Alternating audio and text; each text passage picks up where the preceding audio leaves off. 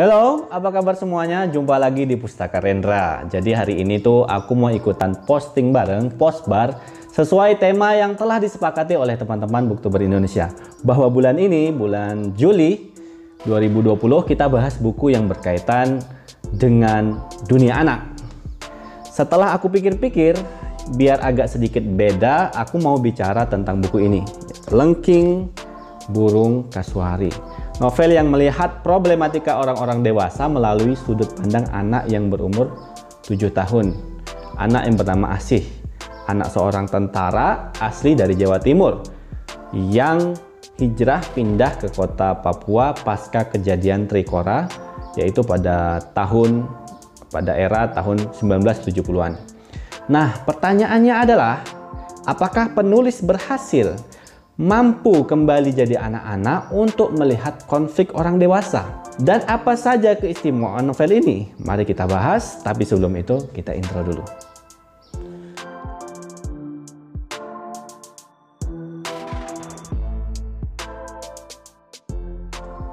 Oke, apa istimewanya novel ini? Satu, novel ini ditulis oleh Nunu Y. Kusmiana yang menulis dengan sudut pandang seorang anak kecil berumur 7 tahun. Jadi begini, kesulitan menulis novel seperti ini adalah soal bahasa pengantar isinya. Artinya penulis harus kembali mampu menggali kata-kata yang sewajarnya dipakai oleh anak-anak umur 7 tahun pada saat itu. Penulis harus kembali menjadi anak kecil untuk menyampaikan ceritanya. Nah, apakah Nunu selaku penulis berhasil? Kalau ditanya pertanyaan seperti ini, berhasil atau tidak, tentunya relatif ya. Tergantung siapa yang membaca.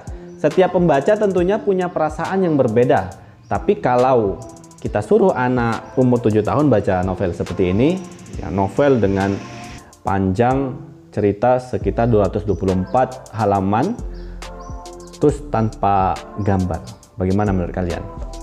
Singkatnya, novel ini adalah novel yang ditulis oleh orang dewasa melalui sudut pandang anak kecil umur 7 tahun, tapi cocoknya dibaca oleh orang dewasa.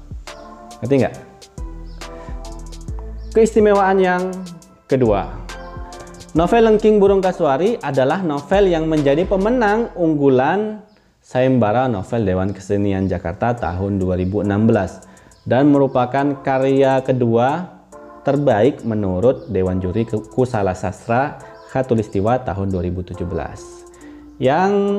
Yang ketiga, ya, novel ini berkisah tentang tentara Jawa dan keluarganya yang bertugas di Papua tahun 1970-an. Jadi keunikan tema dan settingnya inilah yang menjadi faktor kuat mengapa novel ini bisa menjadi juara. Cerita yang mengalir dari pengamatan seorang anak berumur 7 tahun yang memotret kehidupan Jayapura pada saat itu, yaitu pada masa awal integrasi di kota Papua.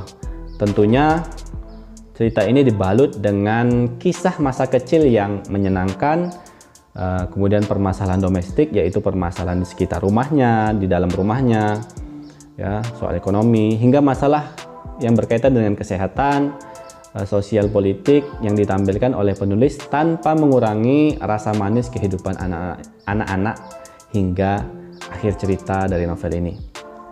Selanjutnya kita bahas beberapa anggapan minus tentang novel ini.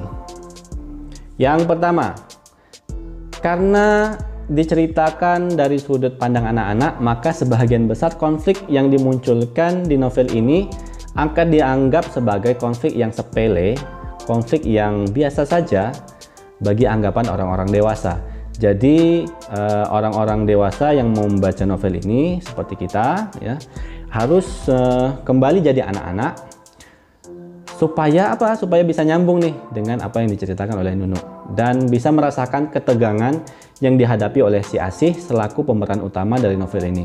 Karena gini, kita tuh sering membaca cerita yang pengkisahnya adalah orang-orang dewasa. Jadi kita tuh sudah terpaku, sudah punya standar ketegangan konflik yang menurut orang dewasa seperti itulah seharusnya.